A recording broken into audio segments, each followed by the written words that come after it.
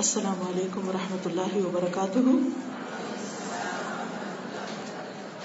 نحمده ونصلي على رسوله الكريم.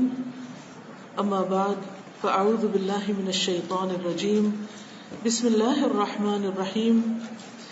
رب اشرح لي صدری ويسر لي امری واحلل عقدۃ من لسانی یفقهوا قولی. آپ سب کے بیچ میں اپنے آپ کو پا کر بہت خوشی محسوس کر رہی ہوں. میں سوچ کر آئی تھی کہ آج بچوں کی تربیت سے متعلق کچھ باتیں کروں گی، لیکن میرے سامنے ماشاءاللہ بہت سی ینگ بچیاں بھی ہیں، اس لیے کچھ باتیں ان کے حوالے سے. مجھے بے پناہ مسرت ہے کہ الحمدللہ آپ نہ صرف یہ کہ اپنی دنیا حاصل کر رہے ہیں، بلکہ اس کے ساتھ ساتھ آپ کے بچوں کو اور خواتین کو دین کی تعلیم حاصل کرنے کے بھی بہترین مواقع میسر ہیں. اور خاص طور پر یہ بات کہ جو کچھ آپ کو مل رہا ہے وہ خالص پیور ہے، جس کی اب دنیا میں بہت کمی ہو گئی ہے. کیونکہ جس طرح غذا میں خالص چیزیں کم ہو گئی ہیں، اسی طرح خالص دین کا ملنا بھی ایک بہت مشکل کام ہو گیا ہے. تو اس پر ہم سب اللہ تعالیٰ کا جتنا بھی شکر ادا کریں اتنا ہی کم ہے. بسم اللہ. سورۃ التحریم کی آخری آیات کی وہ خاص طور پر خواتین سے متعلق تھی. اس میں بھی جو آخری آیت تھی وَمَرْيَمَ ابْنَتَ عِمْرَانَ الَّتِي أَحْصَنَتْ فَرْجَهَا فَنَفَخْنَا فِيهَا مِنْ رُوحِنَا وَصَدَّقَتْ بِكَلِمَاتِ رَبِّهَا وَكُتُبِهِ وَكَانَتْ مِنَ الْقَانِتِينَ. یہ آیت ایک مسلم خاتون کے لیے، ایک مسلم بچی کے لیے زبردست تعلیمات رکھتی ہے اپنے اندر. اس آیت میں مریم علیہ السلام کے پورے کردار کو چند لفظوں میں سمو دیا گیا ہے. بہترین کوالٹیز ہمارے سامنے رکھ دی گئی اور ہم سب کے لیے مریم علیہ السلام ایک بہترین رول ماڈل ہے. مریم علیہ السلام کی والدہ حنہ بنت فاقور، آپ سب جانتے ہیں کہ وہ کتنی نیک خاتون تھی، جنہوں نے اپنی اس بچی کو جب یہ ماں کے پیٹ میں تھی تو اللہ کے لیے آزاد کرنے اور اللہ کے لیے وقف کرنے کا عہد کیا تھا. اور اللہ سبحانہ وتعالیٰ نے ان کی یہ تمنا، آرزو اور نظر بہت اچھی طرح قبول فرمائی. اور پھر جب مریم علیہ السلام کی ولادت ہوئی تو ان کی تعلیم و تربیت کا بھی بہترین انتظام فرمایا. وَأَنبَتَهَا نَبَاتًا حَسَنًا. اللہ نے خود ان کی تربیت کا ذمہ لیا اور ان کو بہترین طور پر ایک بہت اچھی بچی بنا کر اٹھایا، کیونکہ ان سے ایک بڑا کام لینا تھا. اور وہ کام کیا تھا؟ عیسیٰ علیہ السلام کی ولادت بغیر باپ کے. بہت بھاری ذمہ داری تھی ان پر. بہرحال وہ عام بچیوں سے مختلف طریقے پر ایک خاص ماحول میں پلی. ان کے آس پاس نیک لوگوں کی صحبت تھی. زکریا علیہ السلام ان کے کفیل تھے. وہ ان کی ضروریات یعنی دنیاوی یا مادی ضروریات پوری کرنے کے ذمہ دار تھے، لیکن اس کے باوجود اللہ سبحانہ وتعالیٰ نے ان کے لیے بہترین رزق کا انتظام کیا. آج کی گفتگو خاص طور پر اس ایک آیت کے حوالے سے کروں گی. وَمَرْيَمَ ابْنَتَ عِمْرَانَ. اور مریم جو عمران کی بیٹی تھی، ان کی خاص خوبی کیا تھی؟ وہ کس چیز سے پہچانی گئی؟ وہ اپنی پاک بازی کی وجہ سے، پاک دامنی کی وجہ سے، اپنے حیا کی وجہ سے، اپنے آپ کو ہر برائی سے بچانے کی وجہ سے. اور خاص طور پر اللہ تعالیٰ نے واضح طور پر واضح الفاظ میں اس کا ذکر فرمایا، التی احصنت فرجہا، جس نے اپنی شرمگاہ کی حفاظت کی تھی. یعنی اس نے کوئی غلط کام نہیں کیا تھا. ایک لڑکی کے لیے، ایک عورت کے لیے جو اس کی سب سے بڑی خوبی ہو سکتی ہے وہ کیا ہے؟ پاک بازی، پاک دامنی، کہ وہ پاک دامن ہو، محسنہ ہو. اس کے شادی سے پہلے کسی مرد سے تعلقات نہ ہو، کسی لڑکے کے ساتھ دوستی نہ ہو، کسی کے ساتھ وہ محبت کی پینگیں نہ بڑھائے. والدین تو چاہتے ہیں کہ اپنی بچیوں کو پروٹیکشن دیں، لیکن بعض اوقات ماحول کے اثرات سے ایسے ایسے فتنے سامنے آتے ہیں کہ انسان کی عقل دنگ رہ جاتی. اور آج کے دور میں گھر کے اندر ایسی چیزیں موجود ہوتی ہیں. ٹیلی ویژن بھی اب بہت پیچھے رہ گیا ہے، موویز بھی پیچھے رہ گئی ہیں. انٹرنیٹ کے فتنے سے جو کچھ سامنے آ رہا ہے اور جس طرح پورنوگرافی اور فحاشی اور بے حیائی اور ہر قسم کی تصویروں سے اور ہر قسم کی عریاں چیزوں سے ہماری ینگ نسل کو ایکسپوز کیا گیا ہے، یہ ایک بہت بڑی آزمائش ہے. اور خصوصاً اس وقت جب بچیوں کی شادی نہیں ہوتی ہے، شادی میں تاخیر ہو جاتی ہے اور جوانی کی عمر ڈھلنے لگتی ہے، تو ان کے لیے آزمائش اور بھی بڑھ جاتی ہے. لیکن آپ دیکھیے کہ اللہ سبحانہ وتعالیٰ نے مریم علیہ السلام کی تعریف کتنے خوبصورت الفاظ میں کی، اور سب سے پہلے یعنی آگے بھی ان کی تعریف میں چیزیں آ رہی ہیں، لیکن جو پہلا ان کو کریڈٹ ملا یا پہلا جو آنریبل لقب ان کو ملا یا ان کی تعریف کی گئی، وہ کیا تھی؟ التی احسنت فرجہا. اس لیے میری پیاری بیٹیوں، پیاری بہنوں، ہم سب کو اپنے آپ کو اس معیار پر قائم رکھنا ہے، اپنی عزت، اپنی حیا کی حفاظت کرنی، اپنے جسم کی حفاظت کرنی. اور سورۃ الاحزاب کی خوبصورت آیت جس میں ازواج مطہرات کا کردار بتایا گیا، ازواج مطہرات کو بھی کیا حکم دیا گیا؟ وَقَرْنَ فِي بُيُوتِكُنَّ وَلَا تَبَرَّجْنَ تَبَرُّجَ الْجَاهِلِيَّةِ الْأُولَى، کہ اپنے گھروں میں ٹک کر بیٹھی رہو اور دور جاہلیت کا تبرج یعنی اپنی زیب و زینت اور اپنے خوبصورتی، اس کا اظہار نہ کرو، اس کو ظاہر نہ کرو. اور وہ ہمارے لیے بہترین رول ماڈلز ہیں. پہلی قوموں میں سے حضرت مریم، حضرت آسیہ جن کا ذکر سورۃ التحریم کے آخر میں آتا ہے، اور پھر نبی صلی اللہ علیہ وسلم کی ازواج اور بنات. ان سے بڑھ کر اس امت میں معزز اور چنا ہوا کون ہو سکتا ہے؟ ان سے بڑھ کر کس کی شان ہو سکتی، یعنی خواتین میں سے کس کا مقام اور مرتبہ ہو سکتا ہے، جن کو اللہ سبحانہ و تعالیٰ نے اپنے حبیب محمد صلی اللہ علیہ وسلم کی زوجیت کے لیے چنا. وہ کتنی پاک دامن اور کتنی پاک باز ہو سکتی، لیکن اس کے باوجود انہیں کیا کہا جا رہا ہے؟ وَقَرْنَ فِي بُيُوتِكُنَّ وَلَا تَبَرَّجْنَ تَبَرُّجَ الْجَاهِلِيَّةِ الْأُولَى، کہ گھروں میں ٹک کے رہو اور اگر باہر نکلنا بھی پڑے تو کیا کرو؟ زیب و زینت کو ظاہر نہ کرو. اور پھر اس کے بعد فرمایا گیا کہ نماز قائم کرو، زکوٰۃ ادا کرو.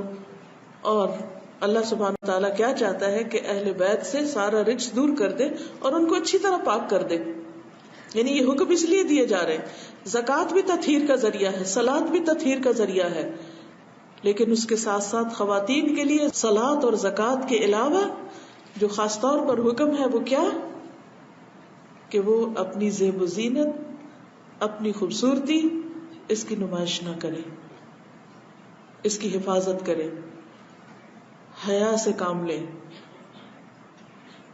ان کے ذریعے دراصل ہمیں تعلیم دی جا رہی ہے، کیونکہ انسان کو ایک تو براہ راست حکم ملتا ہے، جیسے سورۃ الاحزاب کی ایک اور آیت میں آتا ہے، یا ایھا النبی قل لازواجک وبناتک ونساء المؤمنین، اے نبی صلی اللہ علیہ وسلم کہہ دیجئے، کس کو؟ لازواجک، اپنی بیویوں کو، وبناتک، اور اپنی بیٹیوں کو، اور صرف اپنی بیویوں اور بیٹیوں کو نہیں، ونساء المؤمنین، اور ساری مومن عورتوں کو کیا کہہ دیجئے؟ یدنین علیہن من جلابیبہن، یدنین علیہن، کہ اپنے اوپر سے اپنی چادروں کے پلو لٹکا لیں، من جلابیبہن. ازواج مطہرات، بنات محمد صلی اللہ علیہ وسلم اور ساری مومن عورتوں کے لیے یہ حکم ہے. یہ بھی کیوں حکم دیا جا رہا ہے؟ مردوں سے زیادہ عورتوں کے لیے، یعنی مردوں کے لیے بھی صلاۃ اور زکوٰۃ ہے، عورتوں کے لیے بھی صلاۃ اور زکوٰۃ ہے، لیکن عورتوں کے لیے ایک حکم زائد بھی ہے. اور وہ حکم کیا ہے؟ اپنی حیا کی پاسداری، اپنے لباس اور اپنی زیب و زینت، ان تمام چیزوں میں اللہ سبحانہ وتعالیٰ کے احکامات کی پابندی. لیکن صرف لباس اور صرف ایک خاص سٹائل بنا لینے سے بھی بات نہیں بنتی جب تک دل کے اندر حیا نہیں. یہ تو حیا کے تقاضے پورے کرنے کے لیے ایک آؤٹر گارمنٹ ہے، لیکن اصل چیز پھر کیا ہے؟ کہ دل کے اندر حیا ہو، آنکھوں میں حیا ہو، کیونکہ جب تک اندر حیا نہیں، دل کے اندر اللہ کا ڈر نہیں ہوگا، تقوی نہیں ہوگا، تو آپ نے دیکھا ہوگا کہ بعض اوقات عورتیں پوری کی پوری ڈھکی ہوتی ہیں، اس کے باوجود غلط کام کر رہی ہوتی ہیں اور وہ دوسروں کے نوٹس میں بھی آ رہا ہوتا ہے. برقع پہن کے حجاب کے اندر بھی وہ مردوں سے اس طرح چہک چہک کے باتیں کرتی ہے کہ جس سے منع کیا گیا ہے. تو ضرورت اس بات کی ہے کہ ہم ایمان کے تقاضوں کو پورا کریں. ایمان کی 70 سے اوپر کچھ شاخیں ہیں، جن میں سے ایک شاخ حیا ہے. حدیث کے مطابق حیا جب دل سے نکل جاتا ہے تو ایمان بھی چلا جاتا ہے. حیا اور ایمان لازم و ملزوم ہیں، ساتھ ساتھ ہیں. اگر حیا ہے تو ایمان ہے، ایمان ہے تو حیا بھی ہوگا. لیکن اگر حیا رخصت ہو گیا تو ایمان بھی رخصت ہو گیا. اور حیا سارے نیک اعمال کی بنیاد میں ہے، کیونکہ جب انسان کے اندر حیا نہیں رہتا، اذا لم تستحی فاصنع ما شئت، جب تمہارے اندر حیا نہیں تو پھر جو چاہو کرو. تو حیا انسان کو خوبصورت بناتا ہے، حیا انسان کو نیکی پر اکساتا ہے، حیا انسان کو بری عادات، برے اخلاق، برے معاملات اور برے کاموں سے روکتا ہے. وہ ایک نفسی حالت ہے، یعنی انسان کے اندر کی ایک ایسی کیفیت ہے، وہ اندر کا ایک ایسا احساس ہے کہ جو انسان کو مجبور کرتا ہے کہ وہ اپنی زبان، اپنے ہاتھ، اپنی نگاہوں، اپنے کانوں، اپنے قدموں سے کوئی غلط کام نہ کرے، روک لیتا ہے، کھینچ لیتا ہے. یعنی حیا برائیوں، برے اخلاق اور برے کردار کے لیے ایک رکاوٹ بن جاتا ہے، ایک آڑ بن جاتا ہے، اور اس طرح انسان کو خوبصورتی دیتا ہے. حیا کا لفظ بھی آپ دیکھیے تو حیات سے ہے. حیات کہتے ہیں زندگی کو. تو یہ کس کی زندگی ہے؟ حیات القلب ہے، دل کی زندگی ہے. کیونکہ اگر حیا ختم ہو جائے، مر جائے، نکل جائے تو پھر انسان کا دل بے حس ہو جاتا ہے. پھر انسان ہر طرح کی برائیاں کرنے لگتا ہے اور وہ برائیاں اس کے دل کو سخت کر دیتی ہیں. پھر انسان گناہ کرتا ہے اور اس کو احساس بھی نہیں رہتا. آپ نے دیکھا ہوگا کہ جن لوگوں نے ایک بڑی عمر میں جا کر اپنے آپ کو ڈھانکنا شروع کیا، حجاب وغیرہ کیا، تو اگر وہ اپنا پاسٹ دیکھیں تو بہت سے لوگوں نے اپنا تجربہ مجھے یہ بتایا ہے کہ ان کا کہنا یہ ہے کہ ہمیں تو کبھی احساس بھی نہیں ہوا تھا کہ ہم غلط کر رہے ہیں. حالانکہ اللہ تعالیٰ نے انسان کی فطرت میں حیا رکھی ہے. چھوٹے سے بچوں کو بھی آپ دیکھیں کہ اگر ان کے نکر ذرا نیچے ہونے لگے تو کھینچنے لگتے ہیں. بعض بچے سوتے ہوئے بھی اپنے کپڑے ٹھیک کر رہے ہوتے ہیں، شرم آتی ہے ان کو. چھوٹے چھوٹے بچے آپ نے دیکھا ہوگا کہ کس طرح وہ لوگوں کے آگے آنے سے شرماتے ہیں، اپنا منہ ڈھانک لیتے ہیں، اپنے منہ اپنے ماں کے گودی میں چھپانے لگتے ہیں. آپ کسی چھوٹے سے بھی بچے کو جس کو بھی بولنا بھی نہیں آتا، آپ اس کو کہیں ادھر آؤ میں اٹھاؤں تمہیں، تو ایک دم کیا کرتا ہے؟ شرما کے اپنا منہ دوسری طرف کر لیتا ہے، کیونکہ وہ آپ کو اجنبی محسوس کرتا ہے، تو آپ سے حیا کرتا ہے. تو یہ انسان کے اندر اللہ نے فطری طور پر یہ چیز رکھی ہے. لیکن بعض اوقات ہماری فطرت کے اوپر پردے پڑ جاتے ہیں. کس چیز کے؟ ماحول کے، اثرات کے، اور معاشرے کے مختلف جو رسم و رواج اور کلچر ہوتا ہے، ایک کے بعد ایک لیئر آنے لگتی ہے. حدیث میں آتا نا کہ کل مولود یولد علی الفطرہ، ہر بچہ فطرت اسلام پر پیدا ہوتا ہے. لیکن کیا ہوتا ہے؟ فَأَبَوَاهُ يُحَوِّدَانِهِ او يُنَصِّرَانِهِ او يُمَجِّسَانِهِ، پھر اس کے ماں باپ اس کو یا یہودی بنا دیتے ہیں، یا عیسائی بنا دیتے ہیں، یا مجوسی بنا دیتے ہیں.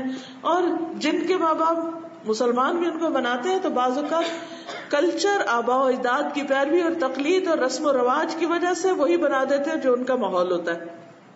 تو پھر وہ جو اصل اللہ نے حیا رکھی یا ایمان رکھا انسان کے اندر، دین کی خواہش رکھی یا اپنی ایک پہچان رکھی، وہ ساری پردے میں چلی جاتی ہے، وہ چھپ جاتی ہے. پھر انسان بے حس ہو جاتا ہے، اس کو احساس بھی نہیں رہتا کہ وہ غلط کام کر رہا ہے. تو اسی لیے کہا گیا کہ جب تم حیا نہ کرو پھر جو جی چاہے کرو، کیونکہ انسان پھر نڈر سا ہو جاتا ہے اور بے پرواہ ہو جاتا ہے. اس لیے ہم سب کو اس چیز کی کوشش بھی کرنی ہے، دعا بھی کرنی ہے، اور شعوری طور پر اس کیفیت کو اپنے اندر لانا ہے. تو حیا جو ہے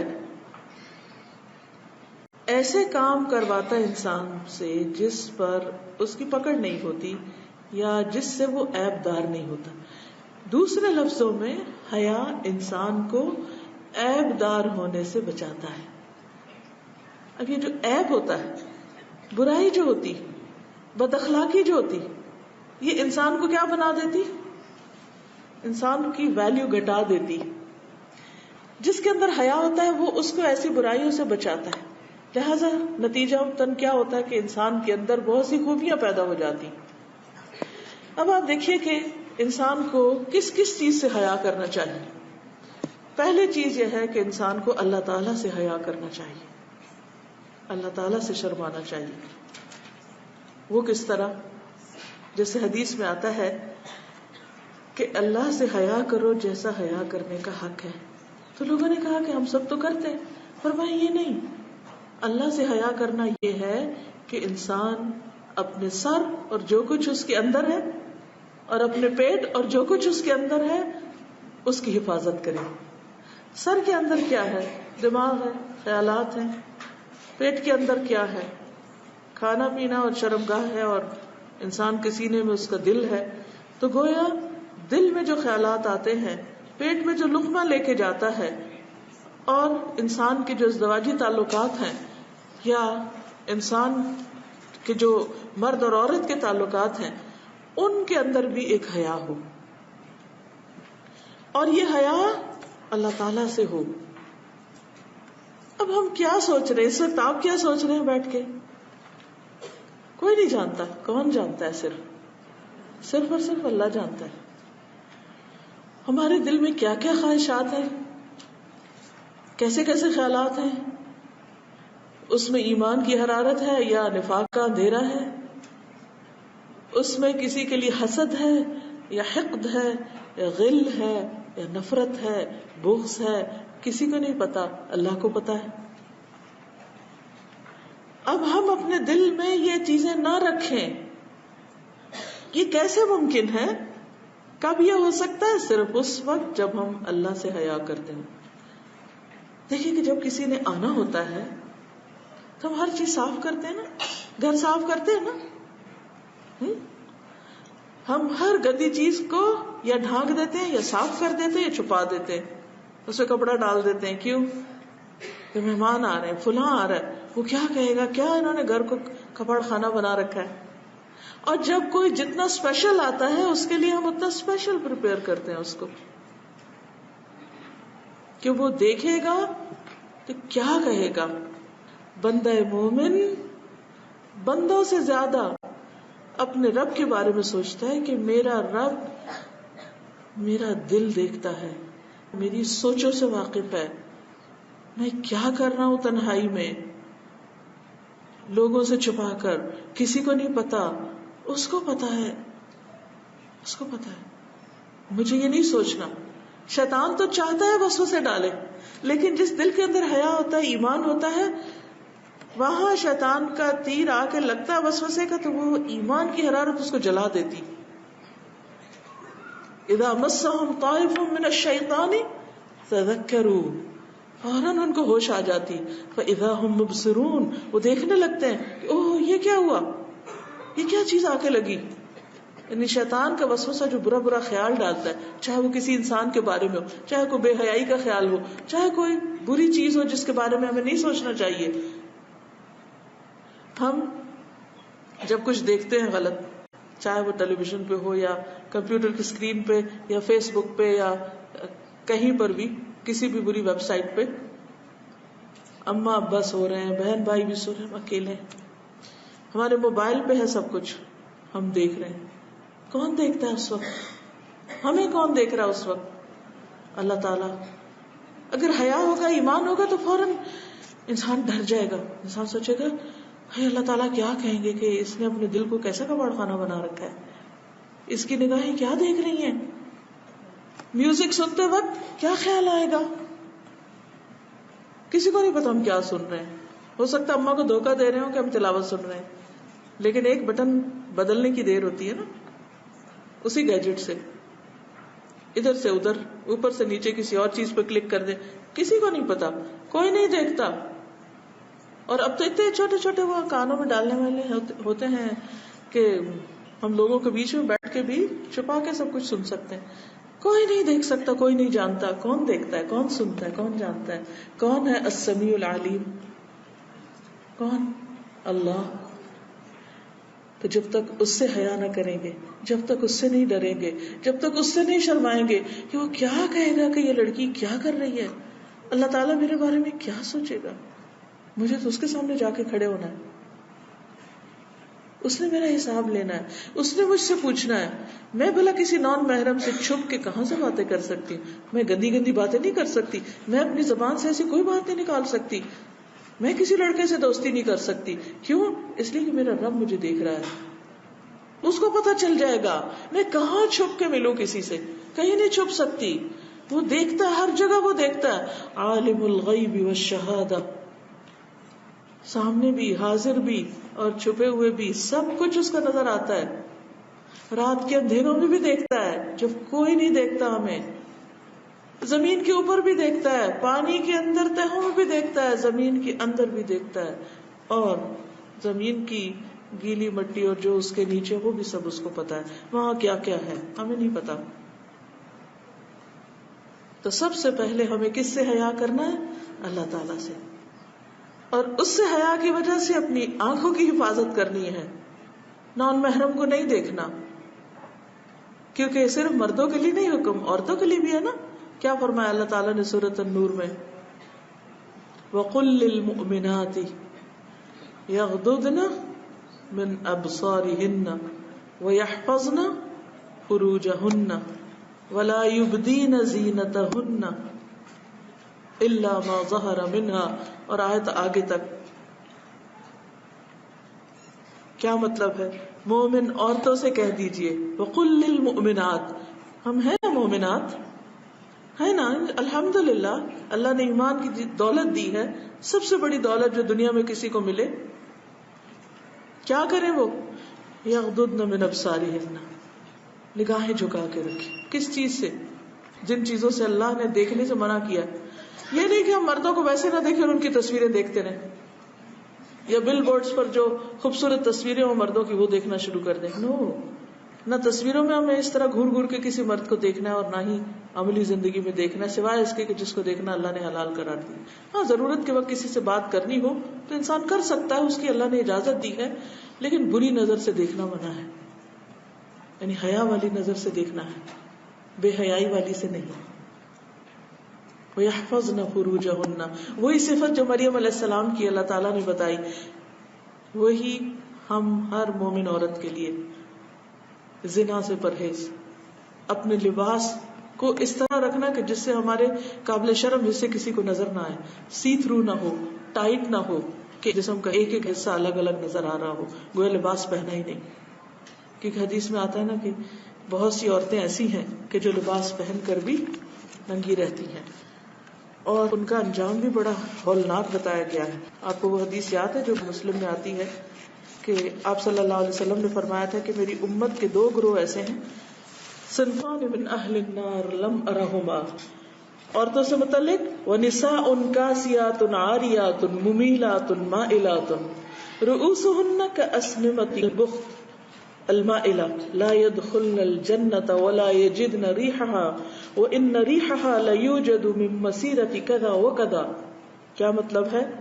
وہ عورتیں جو لباس پہنے ہوں گی مگر پھر بھی برہنہ معلوم ہوگی, لباس پہن کر بھی ننگی دکھیں گی, دوسروں کو اپنی طرف مائل کریں گی, اٹریکٹ کریں گی اپنے لباس کے ذریعے.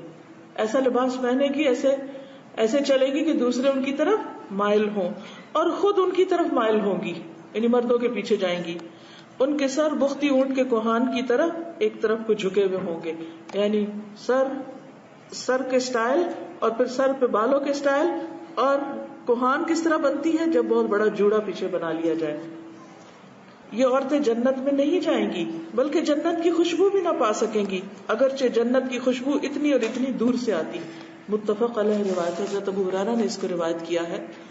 تو ہمیں اپنے لباس, اپنی چال, اپنی شرمگاہ, ان سب چیزوں کی حفاظت کرنی ہے.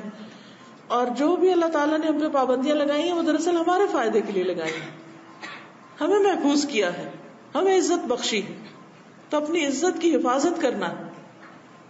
اور یہ اسی صورت میں ہو سکتی جب انسان کے اندر یہ خیال آ جائے کہ میرا رب مجھے دیکھتا ہے، اللہ مجھے دیکھ رہا ہے، میرا شوہر نہیں دیکھ رہا، میرا بھائی نہیں دیکھ رہا، میرا باپ نہیں دیکھ رہا، میری ماں نہیں دیکھ رہی، میرے اور کسی کو نہیں پتا، لیکن میرا رب ہر جگہ دیکھ رہا ہے، میں کہاں چھپ سکتی ہوں؟ کہیں بھی نہیں چھپ سکتی. پھر آپ دیکھیے ملائکہ سے حیا. ملائکہ سے حیا کیا ہوتا ہے کہ انسان تنہائی میں بھی ننگا ہو کے نہیں بیٹھتا، کیونکہ انسان اگر اپنے جسم کے بھی قابل شرم حصوں کو بار بار دیکھے، یعنی ایک تو نا ضرورت نہاتے وقت انسان نہا رہا ٹھیک ہے، لیکن اپنے جسم کو بھی شیشے میں دیکھنا یا اس کے ساتھ کھیلنا یہ بھی درست نہیں، کیونکہ جب انسان لباس اتارتا ہے تو فرشتے اس سے پرے ہٹ جاتے ہیں، وہ حفاظت میں نہیں رہتا، پھر پروٹیکشن سے باہر آ جاتا ہے، پھر شیطان قریب آ جاتا ہے اور انسان کے اندر بے حیائی کے خیالات ڈالتا ہے، تو اس لیے اس سے بھی بچنا چاہیے. پھر اسی طرح لوگوں سے حیا. لوگوں سے حیا کیا ہے کہ انسان صرف یہ نہیں کہ ان کے ڈر سے کوئی کام چھوڑ دے، بلکہ ان کے ساتھ ایسا معاملہ نہ کرے، ایسی گفتگو نہ کرے، ایسی بات نہ کرے کہ جو بدتمیزی اور بد اخلاقی میں آتی. آج کل آپ دیکھیے کہ ایک بہت بڑا ٹرینڈ ہو گیا کہ ہم نے بچوں کو بہت آزاد چھوڑ دیا کہ وہ جس سے بھی چاہے بدتمیزی سے بات کریں، اور ہم کہتے ہیں بہت کانفیڈنٹ ہے، بہت آؤٹ اسپوکن ہے، بہت یہ اب ماڈرن دور کے بچے ہیں، یہ جیسے بھی چاہیں بڑوں کا مذاق اڑائیں. نہیں، اس کی اجازت نہیں دی جا سکتی. بچوں کو حد الوسع بچپن سے ہی بڑوں کا ادب، احترام اور تمیز سکھانی چاہیے. منہ پھٹ ہونا کوئی خوبی کی بات نہیں، بدتمیزی سے بات کرنا کوئی بھلی بات نہیں. دوسرے کے ساتھ جب گفتگو کرے انسان تو اس کا مرتبہ اور مقام پہچانے. کس سے بات کر رہا ہوں، کیا بات کر رہا ہوں، کیوں کر رہا ہوں. اور اسی میں آتا ہے کہ نبی صلی اللہ علیہ وسلم نے ایک شخص کے بارے میں فرمایا کہ یہ اپنی قوم کا سب سے برا آدمی، لیکن جب اس سے ملے تو بہت اچھی طرح ملے. حالانکہ آپ یہ کہہ سکتے تھے چونکہ یہ برا اس لیے مجھے اس کے ساتھ انتہائی بدتمیزی کرنی چاہیے. نہیں، کیونکہ اس سے ہمارے اخلاق پہ اثر پڑتا ہے. کوئی جیسا بھی ہے وہ اس کا معاملہ ہے، اس کا مسئلہ ہے، لیکن ہمیں کیسا ہونا چاہیے؟ باحیا ہونا چاہیے. ایسی بات نہیں کرنی چاہیے، چیخ چلا کے بات کرنا، بے دھڑک ہو کے دوسرے کا مذاق اڑانا، دوسرے کے ساتھ بدتمیزی کرنا، نہیں، ایسا نہیں. احترام سے بات کرنا. پھر یہ ہے کہ انسان اپنے نفس سے بھی حیا کرے، اپنے دل میں خود سے بھی خود بری باتیں نہ کرے، بلکہ ایسے خیالات کو جھٹک دے اور اس کی بجائے اچھے خیالات اپنے دل میں جنم دے. کیونکہ جیسی سوچ ہوتی ہے پھر وہی باتیں ہوتی ہے، ویسی گفتگو ہونے لگتی ہے، اور جیسی گفتگو ہوتی ہے پھر وہی ہمارے ایکشنز بننے لگتے ہیں. تو خود سے بھی حیا کرنا ضروری ہے. پھر انسان اپنے کاموں میں بھی، یعنی اپنی چال میں، اپنے رکھ رکھاؤ میں، اٹھنے بیٹھنے میں، اپنے گھر میں، اپنے کام کی جگہ پر، اسکول جاتے ہیں تو اسکول میں، گلی سڑک بازار گاڑی ڈرائیور کے ساتھ معاملہ کر رہے ہیں، کسی کے ساتھ بھی معاملہ کر رہے ہیں، ہر ایک میں ایک حیا. پھر اسی طرح انسان کے اوپر جب خوشی کا وقت آئے تو یہ نہ کہے تو زندگی میں ایک دفعہ آیا. بہت سے لوگ، بہت لڑکیوں کو دیکھا ہے کہ جب شادی کا موقع ہوتا ہے تو اس وقت سب حیا کی حدیں پار ہو جاتی ہیں، اور کبھی مووی میکرز آ جاتے ہیں، کبھی غیر محرم رشتے دار آ جاتے ہیں، اور لڑکیاں بالکل پتلے کپڑے پہن کے پورا میک اپ کر کے زیور کر کے سب کے لیے نمونہ نمائش بن کے بیٹھ جاتی ہیں. یہ حیا کے خلاف ہے، یہ مطلوب نہیں ہے. ولا تبرجن تبرج الجاہلیت الاولی میں آتا ہے. پھر اسی طرح یہ ہے کہ غم کے وقت بھی حیا، یعنی خوشی کے وقت بھی اور غم کے وقت. بعض لوگ ویسے کام ڈاؤن ہوتے ہیں، کام رہتے ہیں، کوائٹ ہوتے ہیں، بڑے ہمبل، بڑے اچھے، آپ ملیں تو بڑی عمدہ طریقے سے ملیں گے، لیکن جو ہی ان کے اوپر کوئی ایسا وقت آتا ہے جو ان کی مرضی کے خلاف ہوتا ہے، یا کوئی غم آ جاتا ہے، کسی کی وفات ہو جاتی ہے، کوئی نقصان ہو جاتا ہے، یا کوئی ہرٹ کر دیتا ہے ان کو، تو انتہائی بدتمیزی پہ اتر آتے ہیں اور اللہ تعالیٰ سے بھی نہیں شرماتے اور شکوے شکایت کرنے لگتے ہیں اور برے برے لفظ منہ سے نکالنے لگتے ہیں. اگر کوئی جاہل ان کے ساتھ بدتمیزی کرے تو جواباً بدتمیزی شروع کر دیتے ہیں. قرآن مجید میں کیا کہا گیا ہے؟ وَإِذَا خَاطَبَهُمُ الْجَاهِلُونَ قَالُوا سَلَامًا. جب جاہل، ان پڑھ، نہ سمجھ لوگ ان سے بدتمیزی کریں غلط طریقے سے بات کریں تو وہ ان جیسی بات نہیں جواب میں کرتے. قالوا سلاما, کہتے ہیں السلام علیکم, اوکے ٹھیک ہے, بحث چھوڑ دیتے ہیں. اب مسئلہ ہم دیکھیے کہ بعض لوگ ان پڑھ ہوتے ہیں, انہوں نے کوئی تمیز نہیں کہیں سے سیکھی ہوتی, انہیں نہیں پتا بڑوں سے کیسے بات کرنی, انہیں نہیں پتا بیگم صاحبہ سے کیسے بات کرنی. اب وہ مثلا بعضوں کے ڈرائیورز ہو سکتے ہیں اور ایسے کام کرنے والے ہو سکتے ہیں کہ جو بیچارے اپنے حالات کے مارے انہوں نے کہیں سے تعلیم تہذیب کچھ نہیں سیکھی. اب وہ جب آپ سے بات کرتے تو وہ ایک پڑھے لکھے انسان کی طرح بات نہیں کریں گے, اب وہ بدتمیزی سے بعض اوقات بات کر رہے ہوتے ہیں, تو کیا جواب میں آپ بھی غصے میں آ جائیں گے؟ نہیں, بحث نہیں کریں, کچھ نہیں کریں, خاموشی اختیار کریں, سلام کر کے ایک طرف ہو جائے, جو آپ کو کرنا ہے ٹھنڈے دل سے کریں. تو یہ حیا کے منافی ہے کہ انسان غم میں, پریشانی میں, تکلیف میں کیسا ہو جائے, بد اخلاقی پہ اتر آئے, بری باتیں زبان سے نکالے, یہ اس کو حق نہیں. پھر اسی طرح یہ ہے کہ اجتماعی معاملات میں جب ہم اکٹھے ہو کے کوئی کام کرتے ہیں, ٹیم ورک, ابھی مجھے بہت خوشی ہوئی کہ اتنے نیشنلٹیز کے لوگ اکٹھے ہو کر یہاں پر آپ کام کرتے ہیں, بہت ہی اچھی بات ہے, بہت پسندیدہ ہے, مطلوب ہے. لیکن عام طور پر دیکھا گیا ہے کہ جہاں بھی 4 لوگ اکٹھے ہو کے کام کرتے ہیں, خصوصاً مسلمز, آپس میں ٹکرانے لگتے ہیں, جھگڑنے لگتے, چھوٹی چھوٹی باتوں پہ ناراض ہونے لگتے, چھوٹی چھوٹی باتوں پہ کام چھوڑ دیتے, چھوٹی چھوٹی باتوں پہ اختلاف کریں, چھوٹی چھوٹی باتوں پہ غیبت شروع کر دیتے. یہ سب بھی حیا کے منافی ہے. جو با اخلاق انسان ہوتا ہے, با اخلاق مومن ہوتا ہے, وہ ہر مومن کی قدر کرتا ہے. اب ہم بہانہ ڈھونڈتے ہیں کسی کی کوئی برائی تو ہاتھ آئے, اور اگر کسی کی تھوڑی سی کوئی تعریف کر دے تو ہم کہتے ہیں ہاں ہے, مگر تمہیں نہیں پتا یہ اور یہ اور یہ اور یہ بات نہیں. یہ بد اخلاقی میں آتا ہے. یعنی اس وقت, خاص اس وقت کسی کی برائی کرنے کا کیا مقصد ہے. تو اجتماعی امور میں ایسا ٹیم اکٹھے ہو کر جب ہم کام کریں تو دوسروں کے جذبات کا خیال رکھیں, دوسروں کے نقطہ نظر کو بھی سن لیں. ہو سکتا ہے وہ آپ کے نقطہ نظر کے مطابق نہ ہو. کیا صحابہ میں مختلف امور پر اختلاف رائے ہوا تھا؟ کچھ چیزوں, کچھ معاملات میں ایک دوسرے سے رائے مختلف ہوئی تھی. اگر آپ قرآن مجید پڑھے, تفسیر پڑھے, تو بہت جگہ پر ابو بکر ایک بات کہہ رہے, عمر دوسری بات کہہ رہے. یہ نہیں کہ ابو بکر غلط تھے یا عمر غلط تھے, دونوں کا نقطہ نظر مختلف تھا.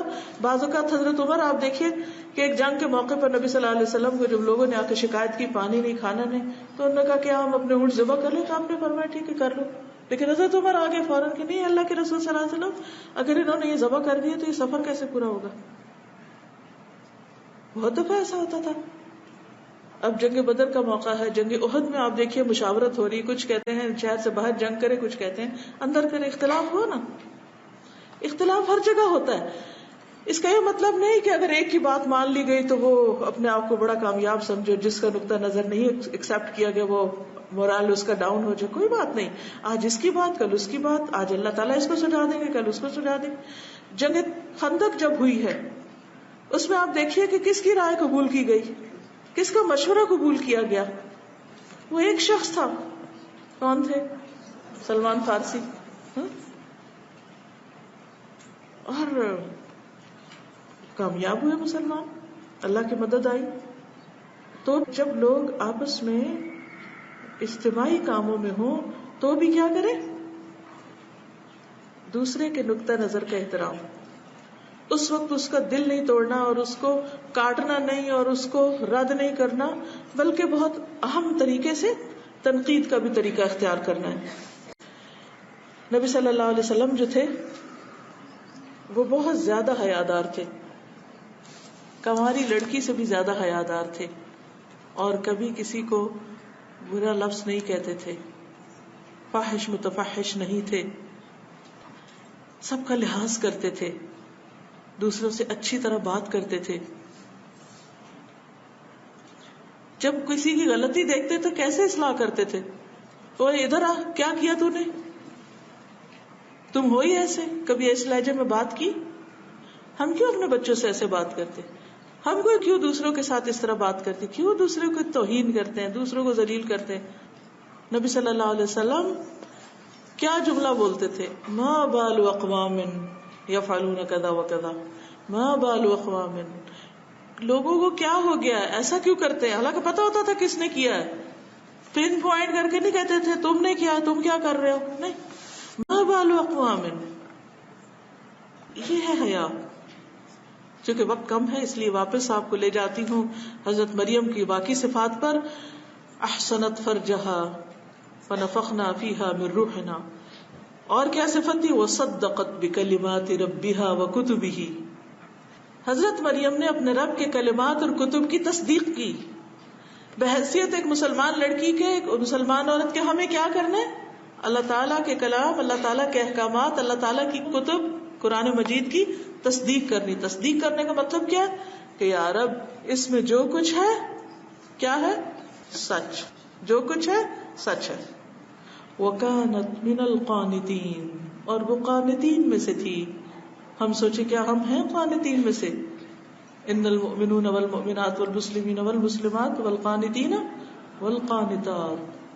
قانتہ وہ مومن عورت جس کے اندر اطاعت کی خو ہے, عاجزی ہے, اور اطاعت میں دوام ہے, مستقل مزاجی کے ساتھ اچھے کاموں کی طرف چل رہی ہے قدم بقدم. تو ایک مسلمان عورت کی زندگی کے دو اہم دور ہوتے ہیں, ایک ہوتا ہے تیاری کا اور ایک ہوتا ہے پریکٹس کا.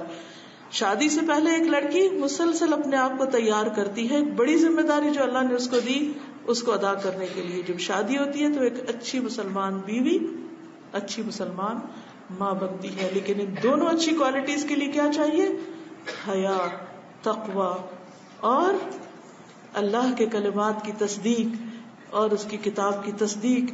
اس لیے بچیوں سے میں کہوں گی کہ وہ شادی سے پہلے دین کا اچھی طرح مطالعہ کریں, اور خصوصاً ایک اچھی بیوی اور ایک اچھی ماں کیا ہوتی ہے اس پر ضرور توجہ دیں, تاکہ جب آپ اس رول میں آئیں تو اس وقت ہاتھ پاؤں نہیں مارو کہ اب ہم کیا کریں, کیسے کریں.